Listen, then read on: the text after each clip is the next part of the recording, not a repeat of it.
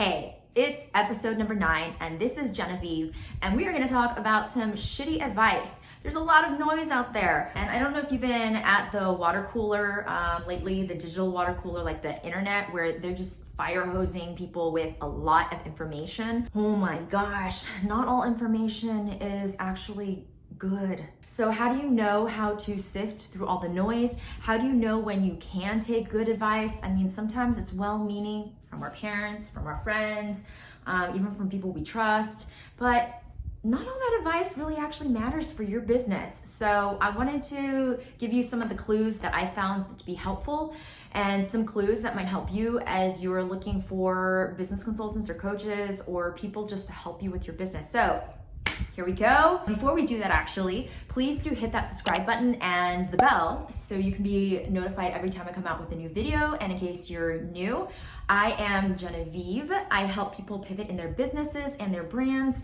and basically get them from an idea all the way to launch through really awesome content. All right, so let's get started. Here we go. So I've been on both sides of the coin where I've been an entrepreneur, actually multiple times, and I've also been in management consulting at a global firm that helped Fortune 500s with their digital marketing strategy. And so I've been on both where it's like giving and receiving, understanding what's important for the client, and then me also having been, a client and having a ton of questions, right? And having to deal with a lot of noise. So these are a few things that I put together where I'm basically like learning how to filter out all of that. And so here's clue number uno. We're gonna start with this, which is when you are getting monologued at, okay? When someone is giving you a shit ton of answers, but not doing any kind of asking, okay? So this looks like, oh, hey, you started a business? Oh, yeah, well, you should definitely try this, and you should be doing this, and you should be doing this. And lo and behold, they're giving you all this advice that has nothing related to what your business is doing. Not all advice, it's not a one size fits all, that's for sure. Okay, in your business, right, depending on the stages that you're at, what products you're doing, what customers you have, like there are a lot of factors that come into play to making sure that the advice that you're getting is the right fit. Is not all advice is one size fits all. There's a lot of factors that go into making a really good decision and actually giving really good advice. So take it with a grain of salt. Clue number 2 is when someone is saying, oh man, well, everybody's doing this, you have to do this. I mean, if I read in the last trend report that, oh man, like everybody, it's like up 3,000%. When you hear someone talking to you about just trends, really tread lightly because what you're doing in your business may not be relevant. Like I said in the last clue, everything is very unique. Just because everyone else is doing it doesn't mean that it's right for your business. And so take it very lightly, okay? It might be pretty stinky advice. It might be actually real crap advice. I have an example here where let's just say that you were selling all these amazing you're selling jewelry and you're selling it specifically for fair trade and artisanal, and someone just goes and tells you, oh man, everybody's on LinkedIn, you're gonna find all, I have a buddy who just found all their clients on LinkedIn. Does this person not know that you're in retail, that you're in commerce, that instead of focusing all of your eggs in one basket on LinkedIn, which is really more of a professional site and networking, yes, it's important, but I mean, really, if you were gonna focus on something right now and most immediate, and you don't have customers in the door, ooh, man, I would definitely not be starting on LinkedIn. I would probably be starting on online focus, right? On e-commerce, on Shopify, WooCommerce, or Pinterest, or Instagram, or something else. And I caveat that with, I would be asking many other questions besides that, but definitely not giving advice blindly just because the trend reports said so. Clue number 3 is when you ask them, oh, wait, that sounds like great advice. How did that work out in your business? And they go, oh, well, I haven't really done it yet. What?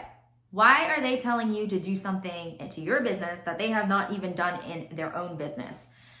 Oh my gosh, this happens all the time. It's like, but how do you know, right? How do you even know if this is actually going to work? And so I'm not saying that you have to take advice from people who have applied every single thing that's come out of their mouth, but it's really important to know whether or not they have proof in the pudding.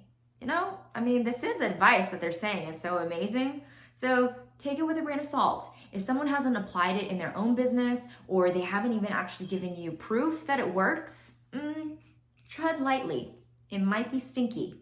Okay, I know that we've been talking about shitty advice, so I just wanted to pause for a moment and ask, hey guys, what good advice have you been receiving lately? Please comment below. I'd love to know what you're hearing out on the streets. And that's not to say that everybody has to do it, but would love to know what you're hearing.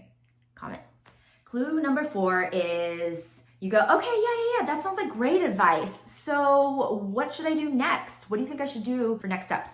And they go, I have no clue. Like, I don't know. I just heard. Or, that's no idea. When you hear someone say that and they have no idea as to how you're actually going to apply the advice that they just said, it's like, who? What? You're telling me this, but you have no idea if it actually works or how it's going to work?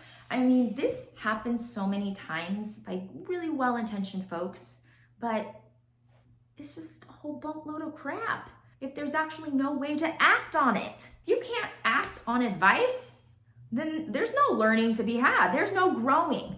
So tread lightly again. If someone's giving you advice and they have no clue as to actually how to implement.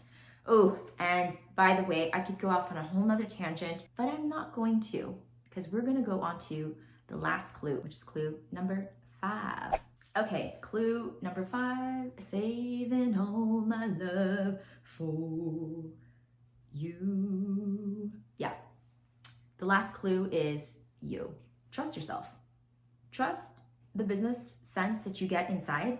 If you start hearing someone talking at you, or you read something and you're like, oh no, that sounds so, I'm not doing that. Trust that. You might not get it right the first time, and that's okay. But the huge key in growing and learning is learning to trust that you will land on your feet, learning to trust and believe that through all the learnings, and even if you do make mistakes, that you'll still be as resilient as you've always been. And that's the number one key to, I think, spotting shitty advice, is when you're like, it doesn't feel good. Your gut's never wrong. Your intuition's never wrong. It's always right. So let that lead you in your business decisions as to if you're listening to crap, you're listening to noise or not, and whether or not you want to move forward on advice. And I would say, trust your gut, especially when you're deciding to work with people, when you're bringing on a new business coach, when you're bringing on a consultant, or anyone that you decide to work with. Really important that you get that sense inside of you that you have a great sense of trust. That's it for today. Leaving on that note with trust, I hope that we can continue to be YouTube buds. So if you can, please subscribe, like this video if it was helpful for you, and share it, please. All right, see you guys next week, and we're out. Bye.